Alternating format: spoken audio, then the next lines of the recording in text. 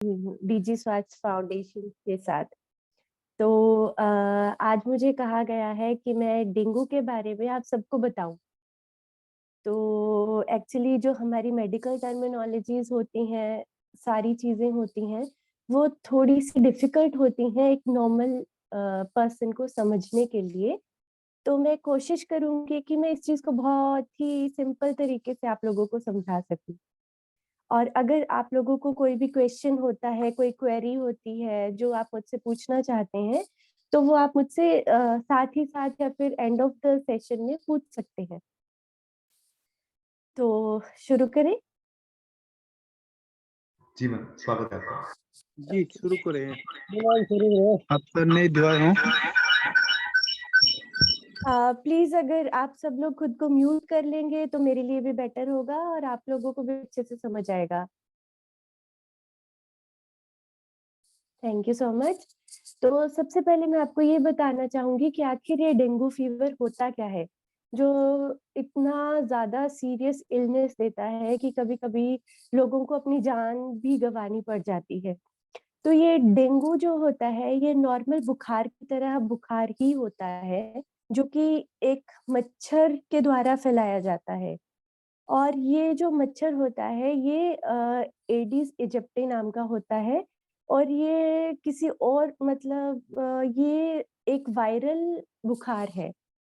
मतलब बुखार काफी ओरिजिन के होते हैं, बैक्टीरियल, वायरल। तो ये जो डेंगू है हमारा, ये वायरल ओरिजिन का बुखार होता है। तो ये आपको पता कैसे चलता है कि ये आपको कोई नॉर्मल बुखार है या ये डेंगू बुखार है? तो इसके कुछ लक्षण होते हैं जो मैं आपको बता देती हूँ कि अगर आपको कभी लगे कि उनमें से सारे या कुछ लक्षण किसी इंसान में है, तो आप पता कर सकते हैं कि हो सकता है कि कहीं ये डेंगू बुखार तो नहीं है। तो उस चीज में जो सबसे पहली चीज आती है उन लक्षणों में, वो आती है high grade fever. High grade fever मतलब तेज बुखार, मतलब 102, 103, 104। और जब बुखार होता है इंसान को, तो वो बुखार के साथ साथ उसको ठंड बहुत लगती है। मतलब जैसे हमने मलेरिया की एडवर्टीजमेंट में सुना है या देखा है कि एकदम कपकपी छूटती है, 2-3 कंबल लेने के बाद भी इंसान को ठंड लग रही होती है, उसी तरीके से होता है। और दूसरी चीज जो होती है वो ये होती है कि एकदम थकान महसूस होती है मरीज को, और मरीज को ना कुछ भी अच्छा नहीं लगता। मतलब बहुत ज्यादा थकान, मांसपेशियों में दर्द, जो हमारी हड्डियों के जोड़ होते हैं उनमें बहुत ज्यादा दर्द होता है, आंखों के पीछे बहुत ज्यादा दर्द होता है। और वैसे तो पूरे शरीर में ही दर्द होता है, लेकिन जो आंखों के पीछे वाला दर्द होता है वो बहुत ज्यादा होता है। और कभी कभार क्या होता है कि हमें छोटे छोटे रैशेस भी आते हैं शरीर में। मतलब रेडिश या पिंकिश कलर के छोटे छोटे छोटे छोटे रैशेस हो जाते हैं शरीर में। और वैसे तो ये बीमारी पूरे मतलब वर्ल्ड में होती है, हर जगह होती है, लेकिन 96 97 में शायद ये हिंदुस्तान में बहुत ज्यादा हुई थी और उसके कारण बहुत लोगों ने अपनी जान गंवाई थी। और हाँ, 96 में हुई थी ये बहुत ज्यादा, और दिल्ली और उत्तर प्रदेश के काफी लोगों को प्रभावित किया था इस बीमारी ने। और अब मैं आपको बताती हूँ कि ये होता कैसे है। तो ये जो मच्छर होता है, जब ये हमें काटता है, तो हमें मतलब 3 से 5 दिन या फिर 3 से 10 दिन, ये इसका इंक्यूबेशन पीरियड होता है इस वायरस का। तो उस समय में ये अपने आप को इतना मल्टीप्लाई करता है वायरस, कि उतना टाइम लग जाता है इसके लक्षण हमारे शरीर में आते हुए। और ये तो हो गया ये और इसका ये इंक्यूबेशन पीरियड जो होता है, इसी को हम संक्रमण काल भी कहते हैं। तो जो दूसरा होता है कि ये 3 टाइप का होता है। एक तो होता है क्लासिकल डेंगू फीवर, दूसरा होता है डेंगू हेमरेजिक फीवर, और तीसरा जो होता है डेंगू शॉक सिंड्रोम। तो इनमें फर्क ये होता है कि जो डेंगू क्लासिकल फीवर होता है, वो नॉर्मली खुद से ही चला जाता है। मतलब हमें बुखार के लिए मेडिसिन लेनी पड़ती है, जैसे क्रोसिन, पैरासिटामोल, और 3 4 5 दिन में ये बुखार एकदम रिजॉल्व हो जाता है। और 7-8 दिन में हम बिल्कुल तंदुरुस्त महसूस करते हैं, कमज़ोरी वगैरह सब चली जाती है। फिर दूसरा आता है डेंगू हेमोरेजिक फीवर। इसमें क्या होता है कि ये थोड़ी-सी उसकी एडवांस्ड स्टेज होती है, उसमें थोड़े लक्षण जो है वो तीव्र होते हैं। तो उनमें क्या होता है वॉमिटिंग भी, उल्टी भी आ सकती है, दस्त लग सकते हैं, पेट में बहुत ज़्यादा दर्द हो सकता है और उसमें हेमोरेजिक, हेमोरेज का मतलब होता है कहीं से भी ब्लीडिंग होना, मतलब कहीं से भी खून का स्राव हो सकता है। अब खून का स्राव क्यों होता है? क्योंकि जो हमारे ब्लड में कंपोनेंट होता है प्लेटलेट्स, जब वो चीज़ हमारी बॉडी में बहुत कम हो जाती है। अब प्लेटलेट्स क्या होता है? प्लेटलेट्स वो चीज़ होती है जो हमारे खून को अ, जमाने में, जैसे हमें चोट लगती है, तो अगर हमारे शरीर में प्लेटलेट्स ना हो या प्लेटलेट्स बहुत कम हो, तो हमारे खून में वो थक्का नहीं जमेगा, जो गोल-गोल सा एक बन जाता है क्रस्ट, वो नहीं बनेगा और खून जो है वो बहता ही रहेगा। तो ये वो चीज़ होती है। तो जो प्लेटलेट काउंट होता है बॉडी में, जब वो बहुत कम हो जाता है, तो ब्लड की हेमरेज होने लगती है। मतलब कहीं पे भी ब्लीड होगा तो वो ब्लीडिंग बंद ही नहीं होगी और वो ब्लीडिंग को बंद करने के लिए प्लेटलेट्स का होना बहुत ज़रूरी है। इसलिए आपने कभी सुना होगा कि किसी को डेंगू हुआ और उसको प्लेटलेट्स चढ़ाने पड़े। तो वो प्लेटलेट्स क्या होता है, वो यही चीज़ होती है कि हम उन खून जमाने वाले फैक्टर्स को बॉडी में इंट्रोड्यूस करते हैं ताकि वो ब्लीडिंग को रोके या फिर ब्लीडिंग और ना हो, या अगर ब्लीडिंग नहीं भी हो रही है तो भी मतलब वो प्लेटलेट्स जो है वो एक सैटिस्फैक्टरी मात्रा में रहें ताकि हमारी बॉडी से मतलब ब्लड लॉस ना हो किसी भी तरीके से। तो एक तो ये होता है डेंगू हेमोरेजिक फीवर और तीसरा जो होता है वो होता है डेंगू शॉक सिंड्रोम। उसमें क्या होता है कि जब डेंगू हेमोरेजिक फीवर जो है अगर वो बहुत ज़्यादा बढ़ जाता है हेमोरेज, तो उसमें जो लक्षण होते हैं वो और ज़्यादा तीव्र हो जाते हैं। मतलब जो हमारा ब्लड प्रेशर होता है वो लो होने लगता है, जो हमारी नाड़ी की गति होती है पल्स रेट, वो भी बहुत धीमा होने लगता है। और वो ऐसा क्यों होता है? क्योंकि हमारे शरीर में वायरस इतना ज़्यादा फैल गया होता है कि वो हर चीज़ को कम डिक्रीज़ करता रहता है। तो ये होता है डेंगू शॉक सिंड्रोम और जब ये बहुत ज़्यादा कम हो जाता है बीपी, पल्स रेट, तो उससे क्या होता है हमें चक्कर आने लगते हैं, हम फेंट हो सकते हैं।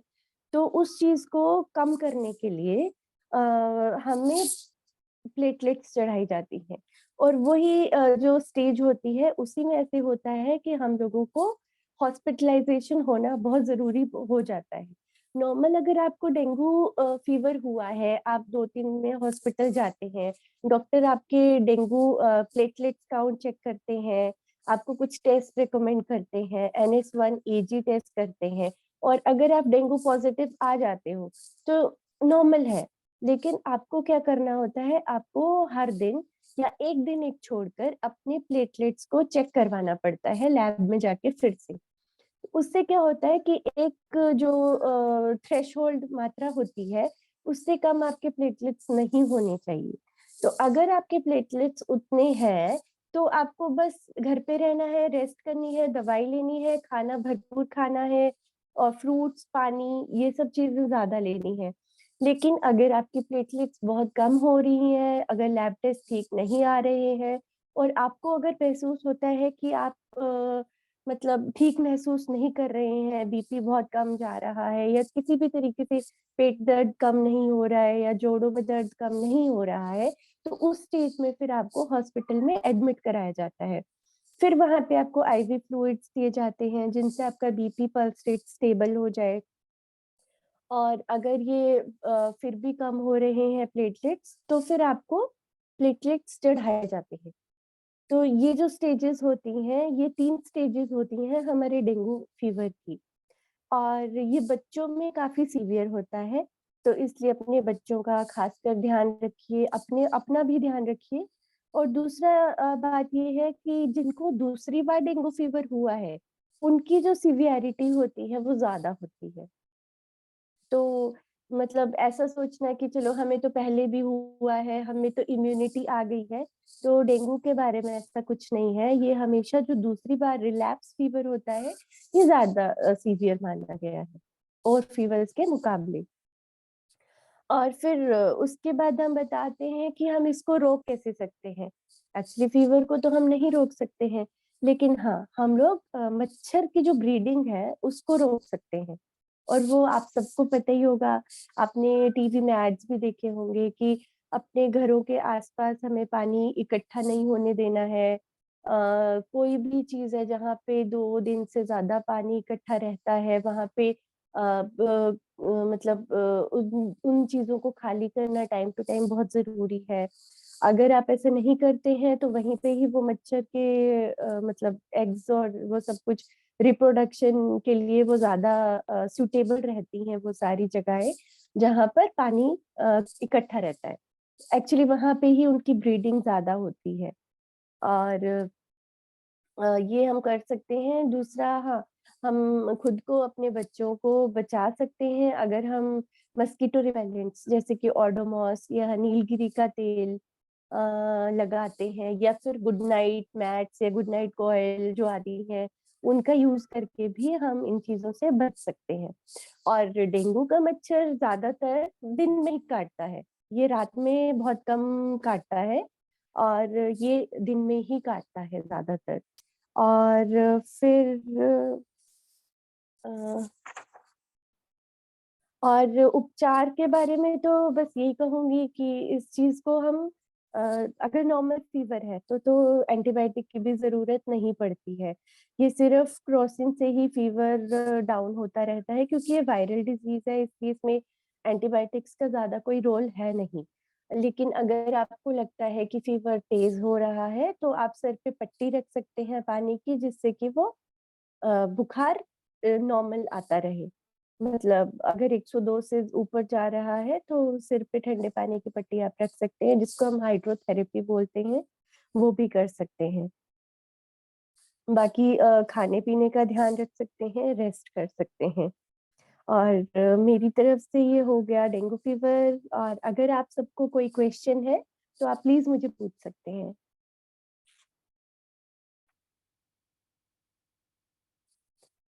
डेंगू के फेजेस भी होते हैं एक्चुअली, जिसमें कि फेब्राइल फेज होता है, और जो कि फर्स्ट 7 डेज का माना गया है, जिसमें कि जो 3rd टू 7th डे है, वो क्रिटिकल फेज माना गया है डेंगू का।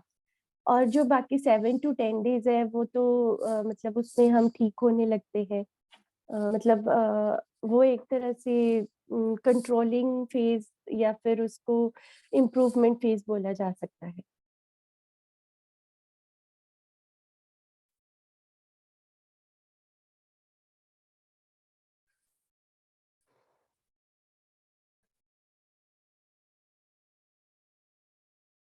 तो बस यही है, बाकी मैं आपको बता चुकी हूँ कैसे कंट्रोल कर सकते हैं। तो अगर आप लोगों का कोई क्वेश्चन है, क्वेरी है, तो आप मुझसे पूछ सकते हैं।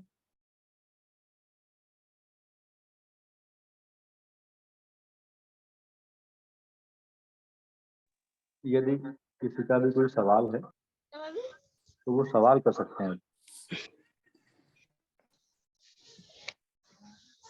क्या पूछिए? प्रदीप जी, क्या आपको सवाल है?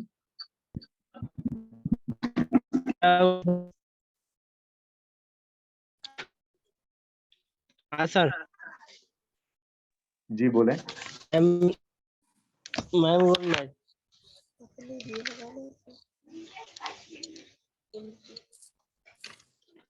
मैम, ऐसा है, हाँ जी, मैं कहते सुन हैं कि पा रही हूँ। मलेरिया में 5 सुई लगती है, टाइफाइड मलेरिया। हाँ, हाँ। हेलो? अच्छा, मतलब छूटेगी कैसे? 5 सुई लगाने के बाद भी नहीं छूटती? नहीं, एक्चुअली मलेरिया की जो ट्रीटमेंट होती है, वो डेंगू की ट्रीटमेंट से बिल्कुल अलग होती है। मलेरिया में भी आपको जो फीवर आता है, वो हाई ग्रेड आता है, ठंड लग के आता है, लेकिन डेंगू की ट्रीटमेंट और मलेरिया की ट्रीटमेंट बिल्कुल डिफरेंट है। ये तो बात सही है।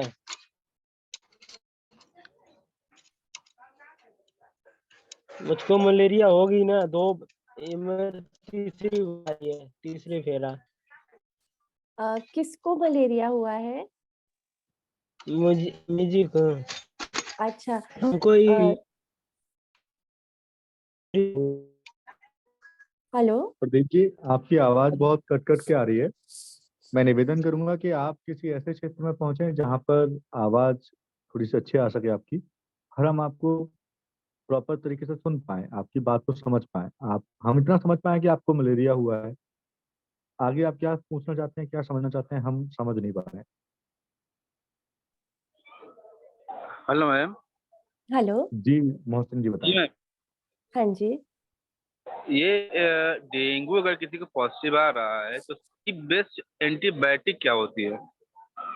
सर, डेंगू के लिए कोई एंटीबायोटिक नहीं होती है, क्योंकि डेंगू जो है एक वायरल फीवर होता है, और जो वायरस को मारने वाली दवाइयाँ होती हैं और जो बैक्टीरिया को मारने वाली दवाइयाँ होती हैं, वो इंटायरली डिफरेंट होती हैं। तो एज सच हमें डेंगू में एंटीबायोटिक्स नहीं देनी पड़ती हैं। अगर उसमें कोई और इन्फेक्शन हो गया हो, जैसे कि हमारे WBC बढ़ गए हो, मतलब उसके साथ साथ हमें कोई बैक्टीरियल इन्फेक्शन भी हो गया हो, तो उसके अब अकॉर्डिंग हम हाँ प्लेटलेट जी। अगर डाउन आ रहा है तो? तो फिर उसमें फिर हमें और चीजें दी जाती हैं। अगर प्लेटलेट डाउन भी आ रहा है, तब भी जी, हमें उसमें एंटीबायोटिक देनी नहीं पड़ती है। प्लेटलेट जब डाउन आ रहा कंडीशन है में क्या अगर। कर? जी, हाँ, बताइए। प्लेटलेट अगर डाउन आ रहा है तो इस कंडीशन में क्या करेंगे?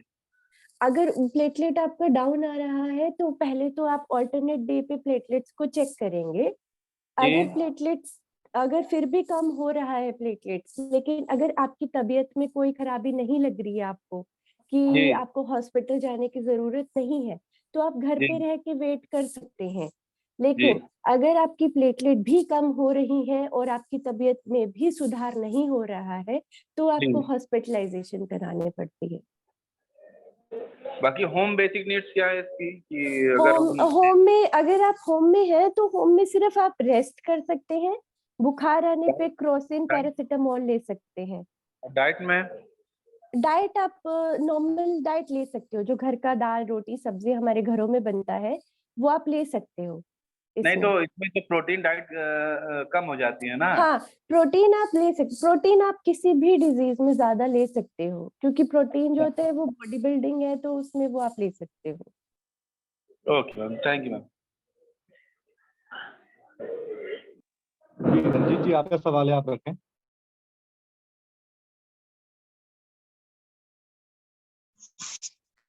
हेलो। हेलो। हेलो मैम, नमस्कार। नमस्ते जी। मैम, जैसे ये डेंगू है, इसमें जैसे हम दवाई ले लेते हैं, वो फिर भी बार बार बुखार आता है, उसका क्या कारण है? वो रिपीटेड इन्फेक्शन ही है, कारण हमेशा वही रहेगा। फिर सर मैम, इसके लिए फिर कौन सी दवाई यूज करनी चाहिए? देखो, डेंगू एक वायरल बुखार है, और वायरस की जी। कोई दवाई नहीं होती है। इसमें रेट्रोवायरल्स नहीं दे सकते हैं हम, तो इसमें सिर्फ हम सिम्टोमेटिक ट्रीटमेंट देते हैं। मतलब कि जो आपके सिम्टम्स हैं, सिर्फ उसी से ही रिलेटेड आपको ट्रीटमेंट दी जाती है। तो सिम्टम्स क्या होते हैं इसमें? बुखार ज्यादा आता है तो हम पैरासिटामोल दे सकते हैं। इसमें जी। सिम्टम्स क्या होते हैं कि आपका प्लेटलेट्स कम हो रहा होता है, रेड ब्लड सेल्स की डिस्ट्रीब्यूशन कम हो रही होती है, तो इसमें बोला जाता है कि आप पानी ज्यादा पीजिए, या फिर कोई भी फ्लूइड मतलब जूसेस वगैरह ज्यादा पीजिए, पपाया ज्यादा खाइए। जी। हाँ, तो इसमें बस आपका सिम्टोमेटिक ही ट्रीटमेंट रहेगा। कोई भी वायरल डिजीज हो, आपको सिम्टोमेटिक ही ट्रीटमेंट किया जाता है। हाँ, अगर साथ में अगर WBC जो आपका व्हाइट ब्लड सेल्स है, अगर उनकी मात्रा बढ़ रही है, ESR भी अगर हाई आ रहा है, तो फिर हम एंटीबैक्टीरियल जिसको हम एंटीबायोटिक्स बोलते हैं, वो ऐड कर सकते हैं। बट अगर ओके। वैसा कुछ नहीं है, तो हमें नहीं ऐड करना पड़ता है। ठीक फिर है मैम, एक ठीक। हद तक वो घर पे ही ठीक हो सकता है, और नॉर्मल दवाई से ही ठीक होता है। Excuse me ma'am. हाँ जी, ओके हाँ मैम, जी। Thank you ma'am. मीन्स आपके कहने के अकॉर्डिंग ये है कि अगर ESR ज्यादा हो रहा है और WBC भी डाउन आ रहा है तो इस कंडीशन में ज्यादा, एंटीबायोटिक चल सकता हाँ है। ज्यादा मतलब WBC ज्यादा आ रहा हो तो, हाँ हाँ। और BC अगर कम डाउन हो तो उससे कोई इफेक्ट नहीं पड़ेगा। WBC कम अगर हो भी रहा है तो वो, जब हम एक पेशेंट का CBC कराते हैं हाँ तो हाँ उसमें हाँ RBC भी शो होता है, WBC भी शो होता है। हाँ जी हाँ अगर जी। WBC हाई हो रहा है इस कंडीशन में RBC तो डाउन होगा। नहीं ऐसा जरूरी नहीं है, जी जी नहीं ऐसा जरूरी नहीं है जी कि मैम। ये चीज ज्यादा हो रही है तो वो कम होनी जरूरी ही है, ऐसा नहीं है। मतलब अगर ये और ESR ज्यादा हो रहा है, WBC ज्यादा हो रहा है तो इस कंडीशन में एंटीबायोटिक चलेगी। हाँ जी, अगर WBC ज्यादा हो रहा है तो WBC ज्यादा होता ही तब है जब हमारे शरीर में बैक्टीरियल इन्फेक्शन बढ़ रहा होता है, या कोई भी इन्फेक्शन जब हमारे शरीर में बढ़ रहा होता है तो जी। WBC का काउंट जो है वो ज्यादा हो जाता है। बेस्ट एंटीबायोटिक इस कंडीशन में क्या होगी? सर उसका ना हम के अकॉर्डिंग देते हैं। जी जी जी। मैं सोचा आज तो तुम्हारा ही करेगा। अगर अगर आपको सिम्टम्स जो है वो अगर गले से रिलेटेड है तो फिर वो एंटीबायोटिक डिफरेंट होगी। अगर पेट से रिलेटेड सिम्टम्स आ रहे हैं, लूज मोशंस हो रहा है या पेट में दर्द हो रहा है तो एंटीबायोटिक डिफरेंट होगी। तो हम ऐसे नहीं कर सकते, एक सेट रूल नहीं है इसका कि मतलब आपका ये ज्यादा है तो आपको यही एंटीबायोटिक लेनी पड़ेगी, ऐसा नहीं है। मतलब ये अकॉर्डिंग टू आपकी, कंडीशन एंटीबायोटिक चेंज होती रहेगी। नहीं नहीं नहीं, एंटीबायोटिक चेंज करने की जरूरत पड़ेगी नहीं।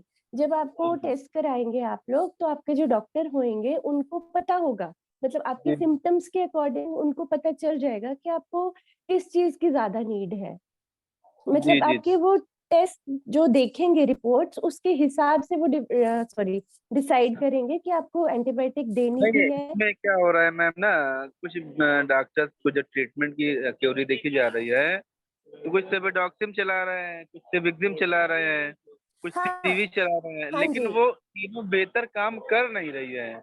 उसके बाद एजिथ्रोमाइसिन चला देते हैं। फिर नहीं नहीं सर, नहीं, जी जी। एक ही पेशेंट के साथ इतने एक्सपेरिमेंट कोई डॉक्टर नहीं करता है, लेकिन अगर नहीं करते भी हो हैं रहा है, वो हुआ है तभी मैंने सवाल क्रिएट किया है। तो ऑलरेडी सर मैंने वो देखा गलत, है कि इस फिर बंदे को। अनएथिकल हुआ है, फिर वो गलत चीज है। Hello. Okay ma'am, thank you ma'am. Okay जी।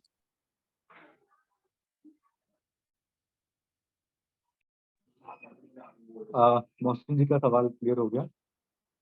और बाकी अन्य किसी साथी का कोई सवाल है? मैं देख पा रहा हूँ कि संजय निहाल जी ने लिखा है कि डेंगू ना हो इसके लिए कोई खास उपाय बता दें, जैसे हाँ कि जी। फुल स्लीव शर्ट्स वगैरह। तो अ, बिल्कुल संजय जी आपने तो लिखा ही है, बाकी मैम आपको कुछ और चीजें हैं वो बता देंगे। हाँ, डेंगू ना हो इसके लिए हम थोड़ा सा ये कर सकते हैं कि अपने घरों में सबसे पहले तो जाली वाले दरवाजे, जिससे कि डेंगू या कोई भी इंसेक्ट या कोई मच्छर घर में एंट्री बहुत जिसके रिस्ट्रिक्ट हो जाए। और जब भी हम घर से बाहर जाते हैं तो मस्कीटो रिपेलेंट का यूज कर सकते हैं, जैसे कि ओडोमॉस आता है, गुड नाइट आता है। बच्चों के लिए वो छोटे छोटे पैचेस आते हैं आजकल जो उनके कपड़ों पे लगा दिए जाते हैं ताकि वो मच्छर उनको ना काटे। तो ये छोटी छोटी चीजें हैं जो हम कर सकते हैं। और रात में वो गुड नाइट जो मच्छरों वाला होता है जो हम इलेक्ट्रिक प्लग में लगा देते हैं तो उससे वो जो केमिकल्स रिलीज होते रहते हैं फ्यूम्स, वो यूज कर सकते हैं। और बाकी हाँ, पानी जमा ना होने दें घर के आसपास, वो सबसे ही बड़ी समझदारी।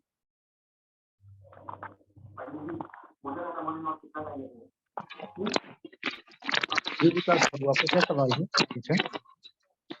Hello hello. जी मैम, डेंगू से जुड़ा तो कोई सवाल नहीं है, लेकिन आप डॉक्टर हो, जैसे जैसे मुझे धूल से थोड़ी एलर्जी है। सॉरी, मैं आपको ठीक से नहीं सुन पा रही हूँ, आप एक बार फिर से बोलेंगे? कि मैडम डेंगू से जुड़ा तो कोई सवाल नहीं है मेरा। ओके वो जी, मुझे जितना पता होगा उतना मैं आपको बता दूंगी, या आपको कोई भी सवाल है आप पूछ सकते जैसे हैं। जैसे ये धूल से मुझे क्या एलर्जी हो जाती है, जुकाम हो जाता है, हाँ, हाँ, हाँ। तो मेरा सिर बहुत दर्द करता है, जुकाम हो जाता है तो। ओके।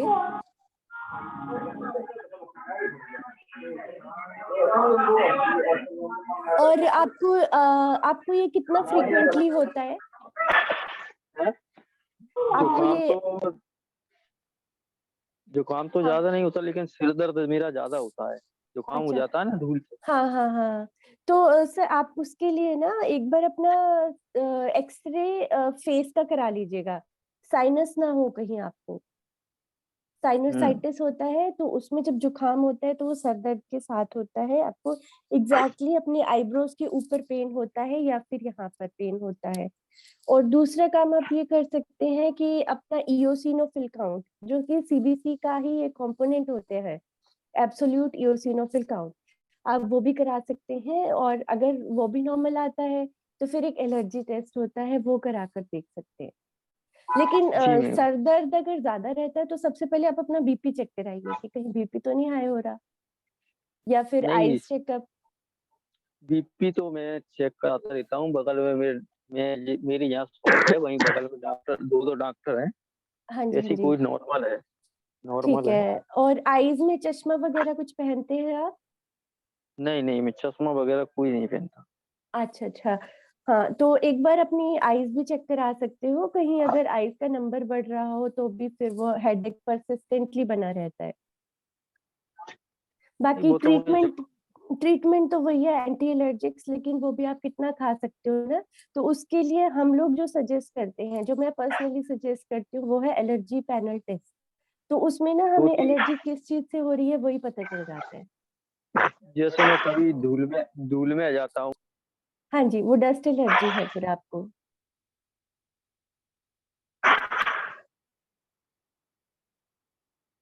हेलो।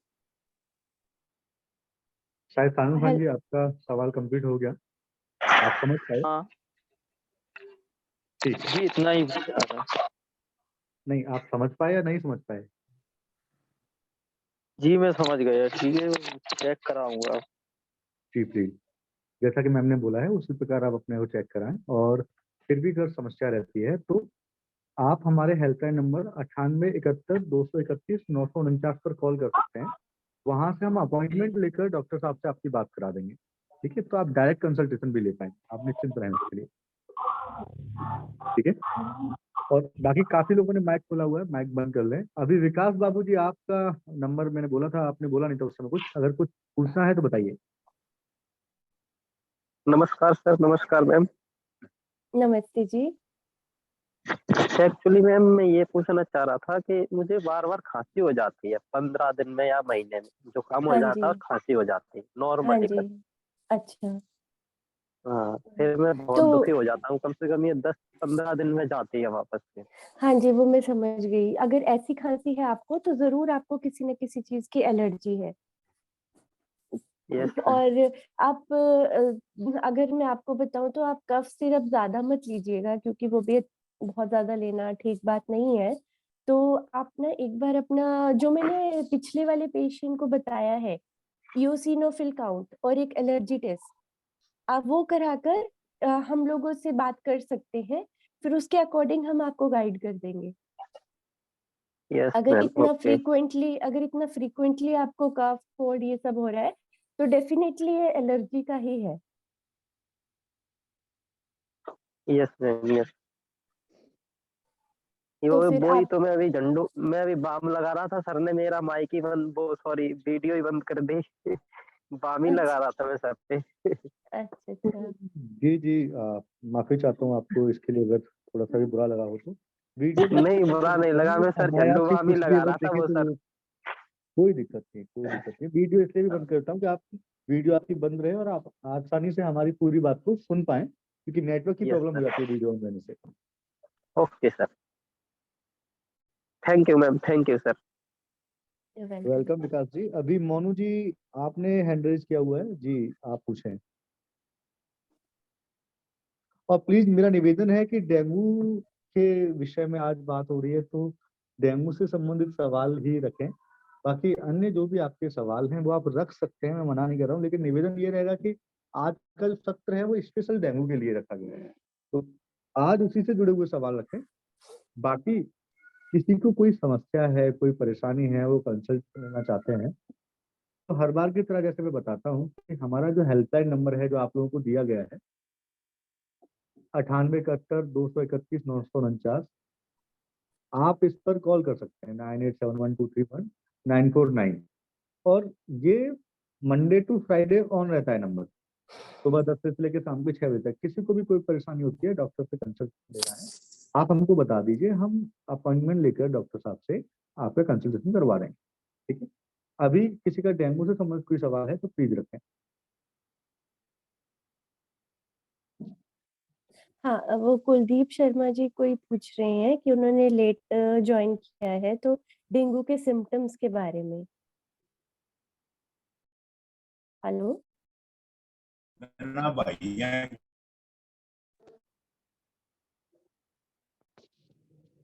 Yes ma'am. हाँ जी, कुलदीप जी, जो डेंगू के सिम्टम्स होते हैं वो जो नॉर्मल कोई भी बुखार होता है वैसे ही रहते हैं। सिर्फ डेंगू में जो बुखार आता है वो हाई ग्रेड आता है। High grade in the sense कि 101, 102, 103, 104 तक जा सकता है। और जो उसका और भी ज़्यादा होता है वो आपको ना मांसपेशियों में दर्द, हड्डियों में दर्द, और खासकर ये जो जॉइंट्स होते हैं, मतलब हमारी बॉडी का कोई भी जॉइंट जो है, जोड़ों में दर्द बहुत ही ज़्यादा होता है इसमें। और मेनली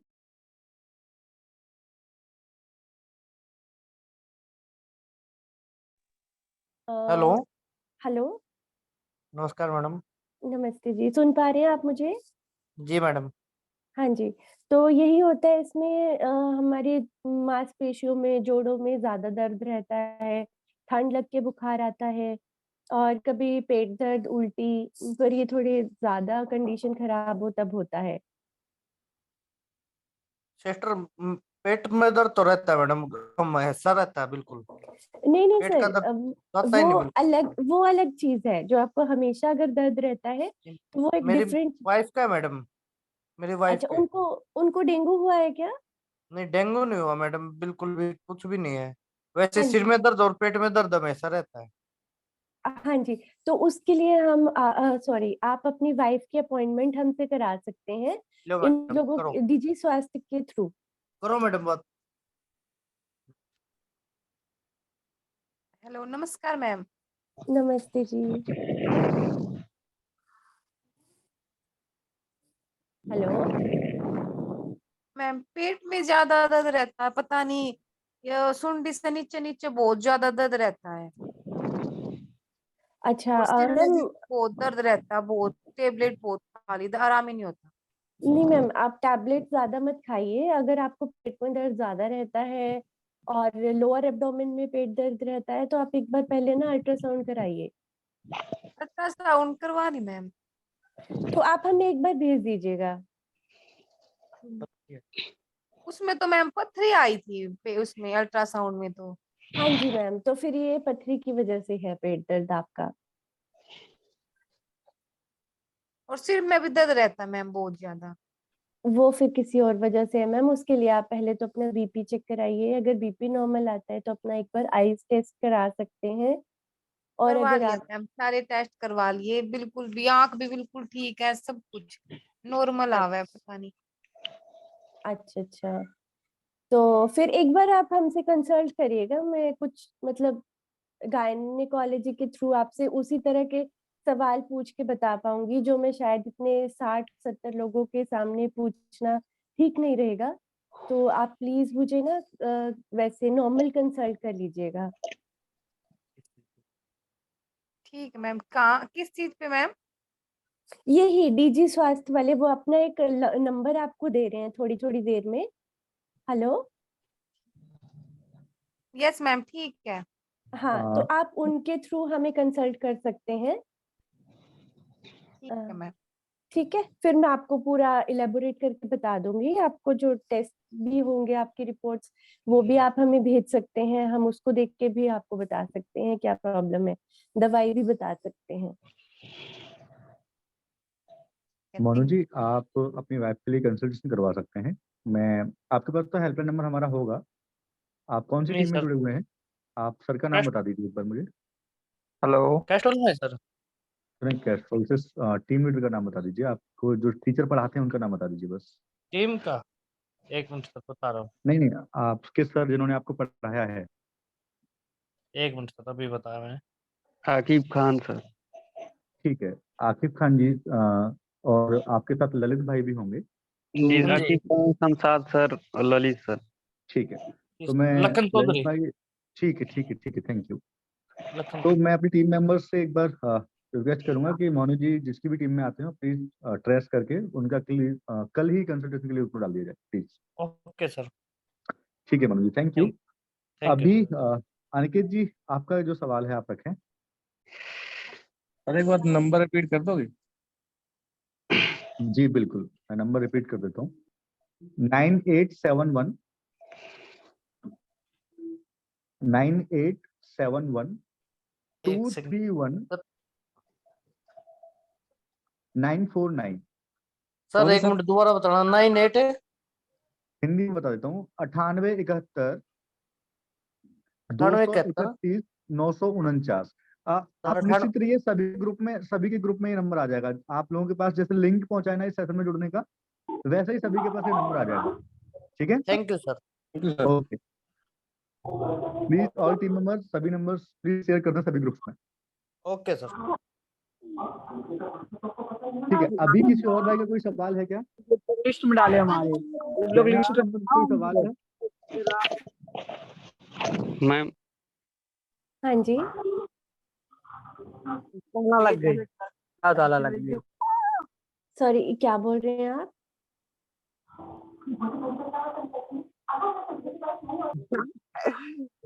कहा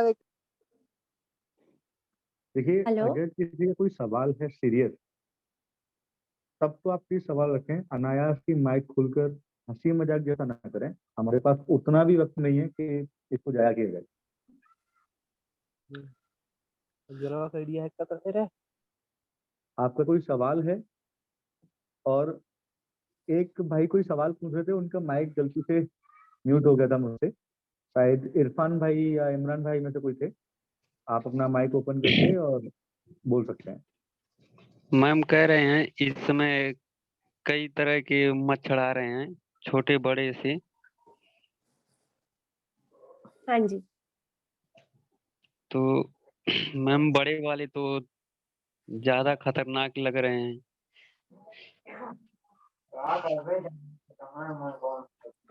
नहीं सर, खतरनाक मतलब मच्छर होता ही खतरनाक है, क्योंकि हम किसी भी मच्छर को देख के या किसी भी इंसान को भी देख के ये नहीं बोल सकते कि ये खतरनाक है या नहीं है। जी तो मच्छर है ही खतरनाक, क्योंकि वो बीमारियां फैलाता है। जी। तो मच्छरों से बचना ही बेहतर है, एज कंपेयर टू ये सोचना कि कौन सा मच्छर अच्छा है और कौन सा खतरनाक। नहीं मैम, मैम पहले नहीं, मतलब बड़े बड़े आते थे, इस समय बहुत ज्यादा फैल गए हैं बड़े बड़े से। हाँ जी, तो उनको फैलने से रोकिए। फिर आप अपने घर में जी केमिकल्स या कोई भी मच्छर मारने वाली दवाई का यूज कर सकते हैं। अगर कहीं पे पानी जमा हुआ है तो जी, उसको हटा सकते हैं। और सबसे बड़ी बात, जितना सफाई रखेंगे, साफ रहेंगे, उतना बेहतर रहेगा मैम। उतना बीमारियों से बचे रहेंगे और बेहतर रहेगा। जी।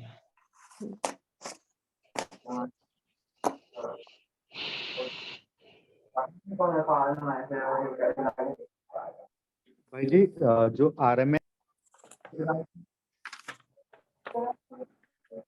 RMX करके जुड़े हुए हैं, आपका रियलमी फोन से जो जुड़े हुए हैं, आपका नाम तो मैं नहीं समझ पा रहा हूँ। आपका कोई सवाल है क्या? आपका माइक काफी देर से बार बार ओपन हो रहा है। मे बी शायद गलती से हो रहा है इनसे। दयाल जी, आपने हाथ खड़ा किया था। आपका कोई डेंगू से संबंधित कोई सवाल?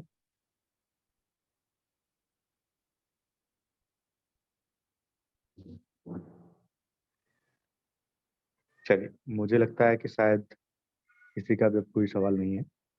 एक बार मैं फिर से रिपीट करूंगा, यदि किसी का कोई सवाल बच रहा हो, मुझसे गलती से वो म्यूट हो गए हो, तो वो प्लीज अपना सवाल रख सकते हैं।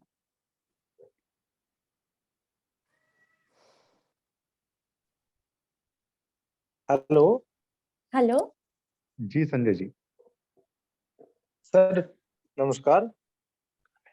नमस्कार। मैडम जी आप नमस्कार, सवाल आपको भी जी। हाँ जी, हाँ जी, नमस्ते। मैडम मुझे पिछले साल ना डेंगू था जी। अब ना ओके। मेरे हाथ और पैरों में दर्द रहता है अभी जी, पूरा हाँ 1 साल हो जी, चुका है मुझे। सर मैं समझ सकती हूँ, ये रहता हाँ है। जी। ये डेंगू और चिकनगुनिया में ज़्यादा रहता है बल्कि, लेकिन हाँ, डेंगू में भी रहता है। एक्चुअली सर मुझे लगता है ना कि ये सारे वायरल इन्फेक्शन जितने भी हैं, उनके ना पोस्ट जो इन्फेक्शन प्रॉब्लम्स है ना, वो बहुत ज़्यादा हो रही हैं। ये आपकी बात मैडम बिल्कुल इसके लिए सही है। सर उसके लिए ठीक ना ठीक। आप वैसे हाँ, मैं बताती हूँ। उसके लिए आप क्या कर सकते हैं, कभी-कभार जब बहुत ज़्यादा पेन हो तब आप कोई भी एनाल्जेसिक ले सकते हैं। मेन जो क्रोसिन है वो भी काम कर जाएगी, लेकिन अगर क्रोसिन से आपका दर्द ठीक नहीं होता है तो आप एनएसएआईडीज़ भी ले सकते हैं, कोई भी पेन किलर। लेकिन उसमें जो सबसे अच्छा रहता है ना वो आप क्या कर सकते हैं, विटामिन बी12, डी3 और विटामिन सी, इसकी 1-1 गोली 1 महीने तक रेगुलर खाइए। एक बी तो सुबह कॉम्प्लेक्स में नाम की भी तो आती है मैम एक। हाँ जी, हाँ जी, बी कॉम्प्लेक्स भी ले सकते हैं। तो अगर ये आप रेगुलर 10-15 दिन या 1 महीना लोगे ना, तो काफ़ी रिलीफ मिलता है सिम्पटम्स में। मतलब ये मैंने अपने पेशेंट्स में देखा है, मतलब जब मेरे को कोई ऐसा बताता है, तो मैं उनको यही देती हूँ और उससे काफ़ी अच्छा रिज़ल्ट मुझे मिला है आज तक। चलो, बहुत बहुत धन्यवाद मतलब मैडम, यही मेरा सवाल था जी। हाँ जी। ठीक है, धन्यवाद मैडम। ठीक है जी। हेलो।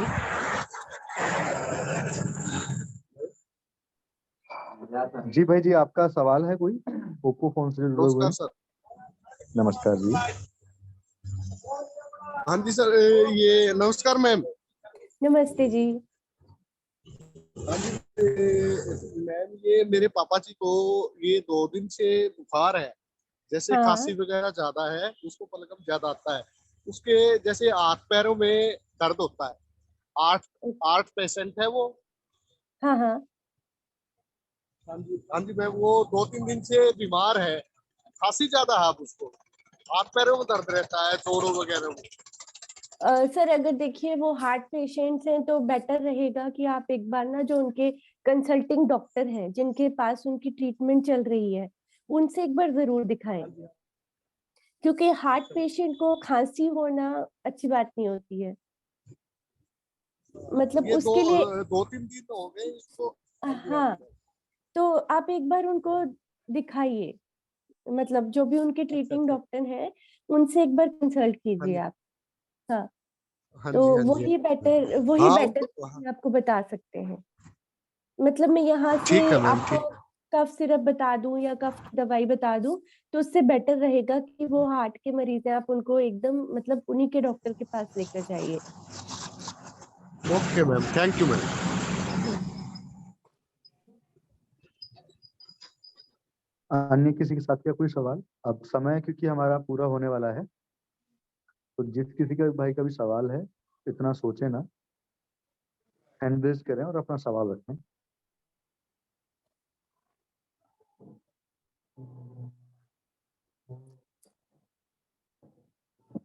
चलिए, तो जहां तक मैं समझ पा रहा हूँ, सारे जितने भी हमारे भाई जुड़े हुए हैं उनकी शंकाओं का समाधान हो चुका है और अब इस सत्र को हम यहाँ पर विराम देंगे। मैं बहुत बहुत आभार व्यक्त हेलो करता हूँ मैम सर। आपका। सर जी, मैंने कुछ पूछना था। मुझे पता था उमेश जी, मुझे पता था, मैं आपसे ही बोल रहा था तब से कि पूछ लो। जैसे गाड़ी चल गई सर तो मैं तुरंत ये आ पूछ गए। रहा था, मेरे जो गले में ना कम से कम 2 महीने से दर्द रहता है। चेकअप मेडिकल से भी करवाया, आराम नहीं होया, और प्राइवेट भी दिखाया, आराम नहीं हो रहा जी। कुछ इसके लिए भी कुछ। सर आप ना मुझे ऐसे करेंगे कि इनके थ्रू ना अपना जो प्रिस्क्रिप्शन है, जो आप दवाइयाँ ले रहे जी, हैं, उसका मुझे एक बार फ़ोटो भेज दीजिएगा। ठीक है जी। फिर मुझे ज़्यादा समझ आ पाएगा क्योंकि मैं यहाँ से आपका गला मतलब चेकअप तो नहीं कर सकती। हाँ, उनकी जो डॉक्टर की प्रिस्क्रिप्शन है उसको देख के मुझे ये समझ आ जाएगा कि एक्चुअली प्रॉब्लम है क्या। तो अगर मुझे लगेगा कि उसमें कोई मेडिसिन ऐड करनी है जो कि आपको हेल्प कर सकती है, तो वो मैं कर ठीक है जी। दूँगी। तो वो मैं आपको कर दूँगी जिससे कि आपको थोड़ा ज़्यादा अच्छे से हो जाए। चलो ठीक है मैम, अभी भेज दो जी फोटो। हाँ जी, अभी भेज दीजिए, मैं देख के आपको बता दूँगी। ठीक है।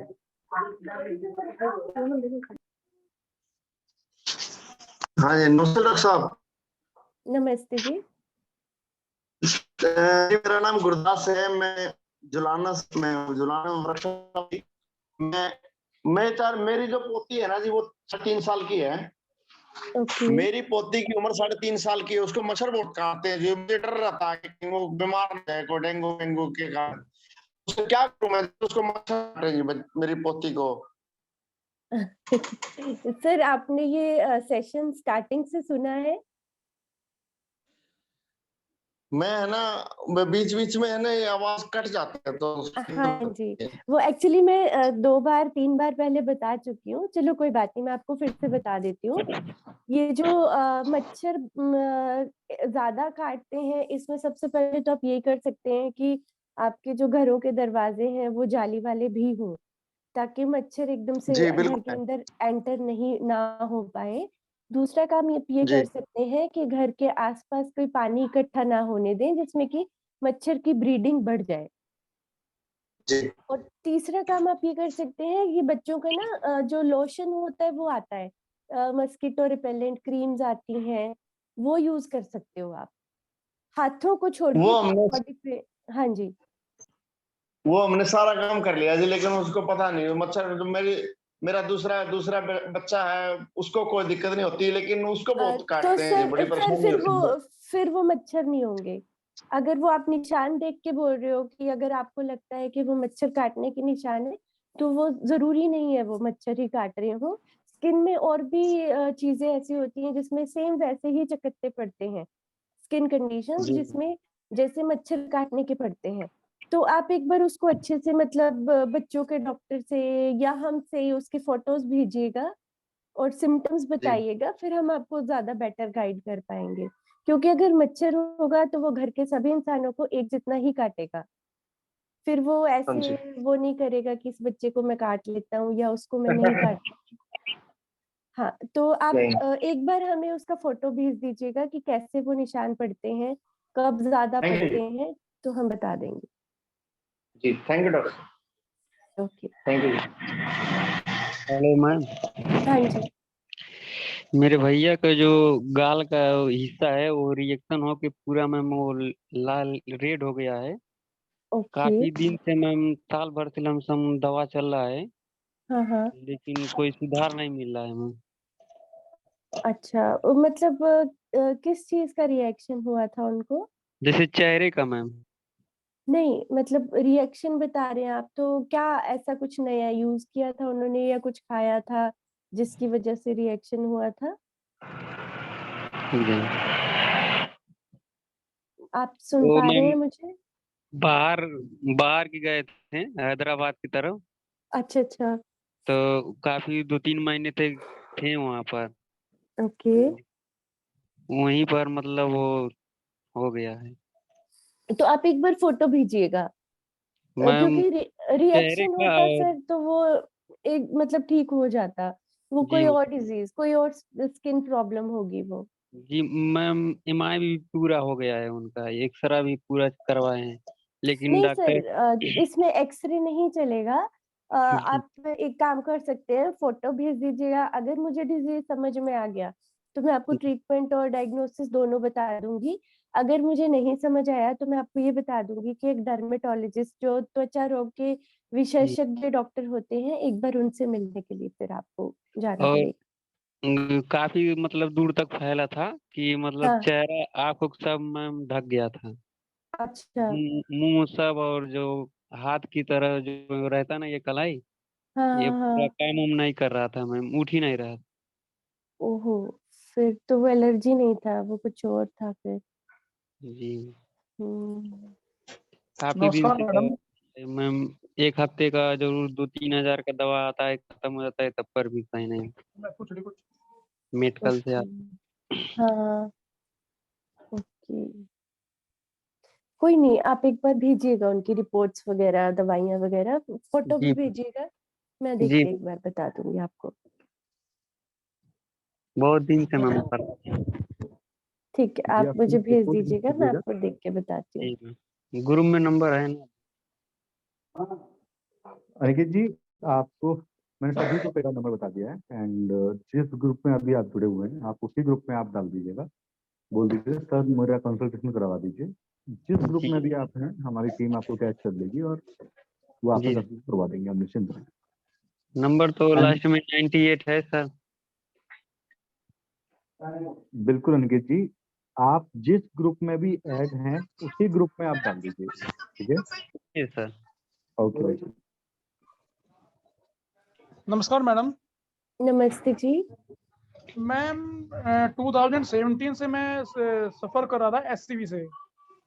अब मैं उससे रिकवर हो चुका हूँ, लेकिन उसके बाद ना उससे रेगुलरली मैं एसिडिक प्रॉब्लम से और गैस्ट्रिक प्रॉब्लम से सफर कर रहा हूँ बहुत ज्यादा।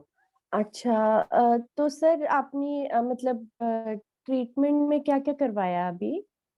ट्रीटमेंट में मैंने आयुर्वेदिक की दवाइयाँ ली थी मैम।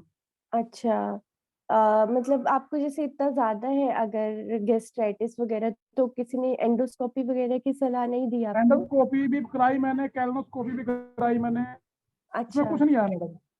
अच्छा, ओके। ओ तो उसके बाद आप से जब मतलब एससीवी नॉर्मली क्या दवाई एससीवी को लेते मैंने हैं आप रिकवर कर उसमें? लिया मैम। क्या मैम?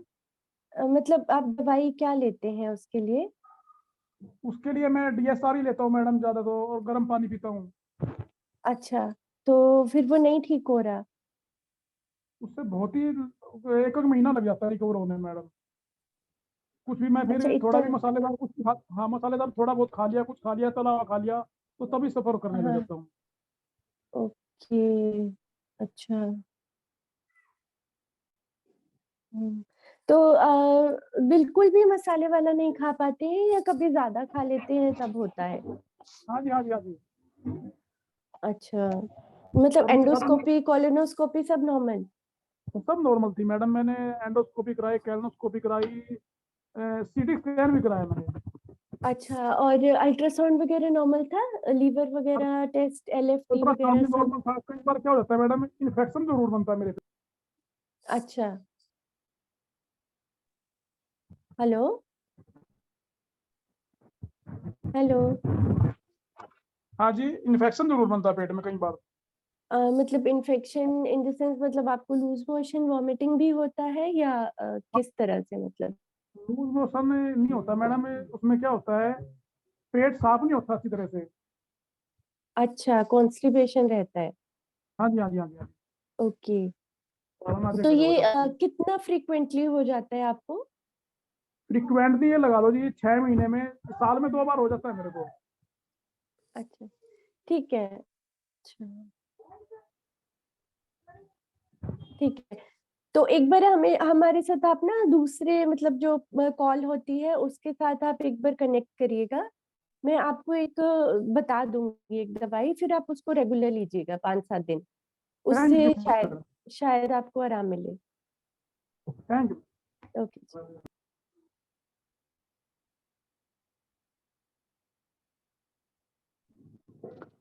चलिए, अब क्योंकि समय भी पूरा हो चुका है, क्या अन्य किसी साथी का कोई सवाल है?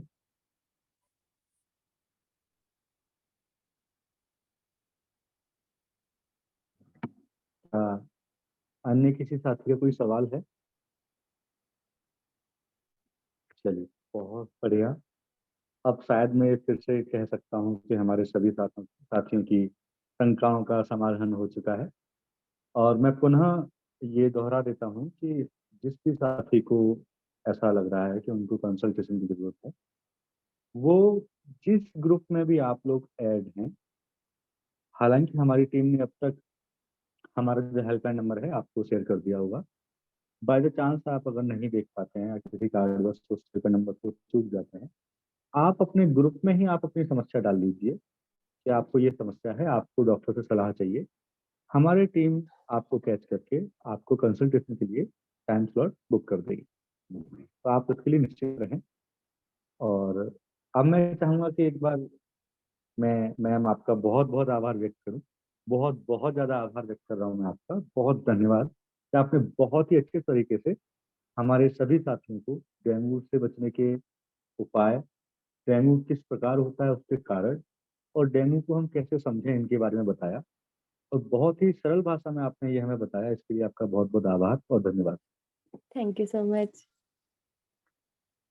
आज के सत्र को हम यहीं पर समापन करते हैं, लेकिन आप सभी साथी निराश ना हो। हम आगे भी ऐसे ही सत्र करते रहेंगे। हम जितनी भी बीमारियां चल रही हैं इनके विषय में जागरूकता का कार्यक्रम चलाते रहेंगे। आप लोग निश्चिंत रहें और सुरक्षित रहें। धन्यवाद। शुभ रात्रि।